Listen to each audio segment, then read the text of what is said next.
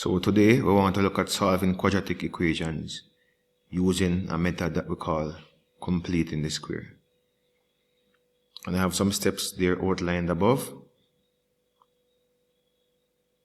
So the first thing we want to do in solving this equation is make sure that the value of a is 1. So here we have an equation, x squared minus 8x plus 15 equal to 0.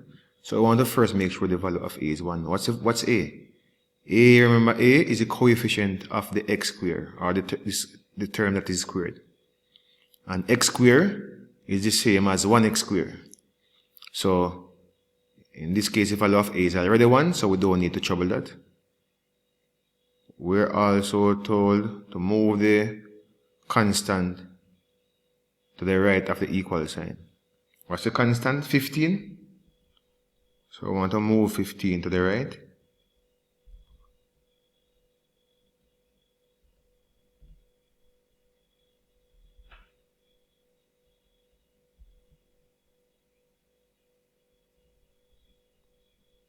So we have x squared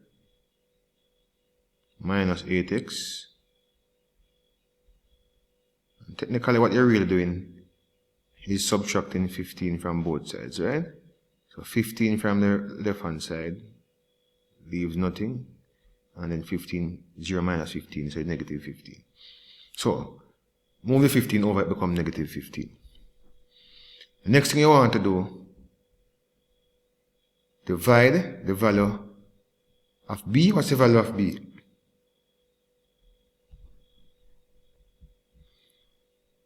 So the value of b is minus 8. That up here. So divide the value of b by 2. Divide the value of b. Remember, b is the coefficient of the x. Right? So which is negative 8. Divide that by 2, we'll get minus 4. Next, square the result. So divide, the result is negative 4, square the result.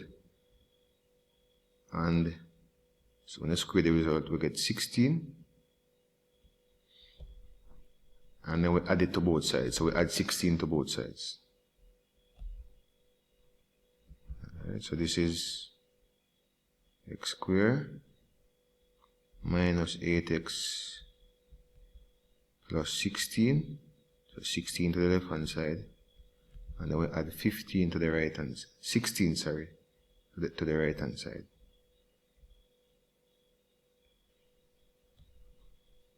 After that is done, this is exactly why we call it the perfect square now. And this is the reason why we call it the completing square method. Reason being, we split the x squared, we get x, we half the b value, we get minus 4. Now if you should expand x minus 4 all square, you will end up with x squared minus 8x plus 16. So take some time and try it. X minus 4 all square means x minus 4 times itself. Alright, so x minus 4 times x minus 4, and you will end up with x squared, take away 8x plus 16. Hence the reason why the method is called the completing square method. Negative 15 plus 16, that's positive 1.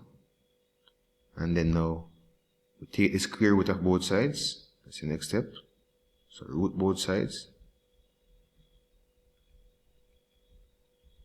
So the square root of the left hand side is just x minus 4 equal to the square root of, well, this is plus or minus 1. The square root of root 1, right? Square root of 1. And of course the square root of 1 is 1, but let me put it anyway. So, bring over minus 4. It becomes 4. And then we have our plus or minus. And of course the square root of 1 is 1. Good. So 4 plus or minus 1. So let's put in our x values now. Let's put it over here. So what does the plus or minus 1 mean? So in one case, x equal to 4 plus 1. And in one case, or the other case, x equal to 4 minus 1. So 4 plus 1, that's 5. And 4 minus 1, that's 3. So x equal to positive 5 or x equal to positive 3. And of course, you can always test your solution.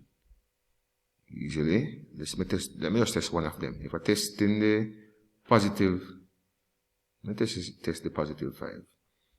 What's 5 squared? 5 squared is 25. And if x is 5, what's 8 times 5? Negative 8 times 5, that's minus 40. And this positive 15. So 15 plus 25, that's what? 40? 40 minus 40 would give you 0. So x equal to 5 satisfies this equation. And likewise, x equal to positive 3.